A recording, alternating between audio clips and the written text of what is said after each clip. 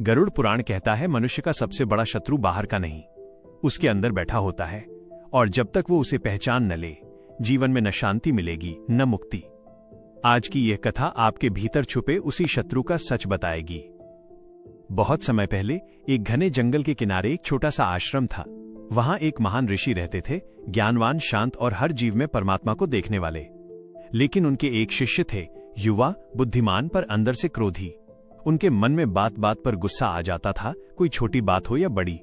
ऋषि कई बार समझाते, बेटा क्रोध आग है और आग चाहे छोटी हो जलाती जरूर है। पर शिष्य सोचता, मैं मजबूत हूं, पराजित नहीं होऊंगा। एक दिन दोपहर के समय तेज धूप थी, हवा गर्म थी। शिष्य लकड़ियां लेने जंगल गया। रास्ते में उसे एक बूढ़ा व्यक्ति मिला जो भारी बोझ उठाए चल रहा था। बूढ़ा बोला, बेटा थोड़ा सहारा दे दे, बोझ भारी है। पर शिष्य झुंझला गया, सबको बस मेरी ही जरूरत पड़ती है, मुझे काम करने भी नहीं देते। वो बुजुर्ग को अनदेखा करके आगे बढ़ गया। कुछ ही दूरी पर उसने देखा एक छोटा पिल्ला कांप रहा था। वो भूखा था और धीरे धीरे रो रहा था। शिष्य ने चिल्लाकर कहा, भाग यहां से, रास्ता मत रोक। पिल्ला डरकर किनारे भाग गया। शाम हुई और शिष्य आश्रम लौटा, लेकिन उस रात उसे नींद नहीं आई। अचानक उसे लगा कि उसकी छाया दीवार पर किसी दानव की तरह दिख रही है, लंबी, डरावनी, लाल आंखों वाली। वो घबरा गया, ये क्या है, मेरी छाया ऐसी क्यों है? अगली सुबह वो भागा भागा ऋषि के पास पहुंचा। गुरुदेव, रात में मेरी परछाई दानव जैसी क्यों लग रही थी? ऋषि शांत स्वर में बोले, क्योंकि बेटा, मन की बुराई शरीर की छाया में दिखाई देती है। जिसने बुजुर्ग की मदद न की, जो पिल्ले पर क्रोधित हुआ, उसका मन कठोर हो जाता है, और कठोर मन की छाया हमेशा भयावह होती है। शिष्य ने कांपते हुए पूछा, गुरुदेव इसे कैसे मिटाऊं? ऋषि मुस्कुराए।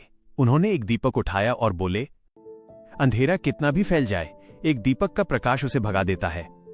वैसे ही क्रोध कितना भी बड़ा हो, दयालुता उसे पल भर में मिटा देती है। उन्होंने शिष्य को बोला, आज से प्रतिज्ञा करो, किसी को दुख न दोगे, कमजोर की सहायता करोगे और मन में दया का दीपक जलाए रखोगे। शिष्य की आंखें नम हो गईं।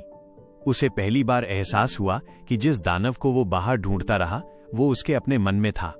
उसने ऋषि के चरण छुए और कहा, गुरुदेव, आज से मेरा हर कर्म दया का होगा। मैं मन के दानव को नहीं, मन के देवत्व को बढ़ाऊंगा। ऋषि ने आशीर्वाद देते हुए कहा, यही मोक्ष का मार्ग है बेटा। बाहर के शत्रुओं को जीतना आसान है, पर अपने मन को जीतना ही सच्ची विजय है। और उस दिन से शिष्य का जीवन बदल गया। उसकी छाया भी फिर कभी दानव सी नहीं दिखी।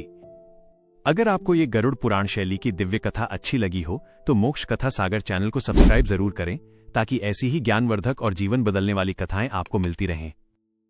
जय श्री कृष्ण।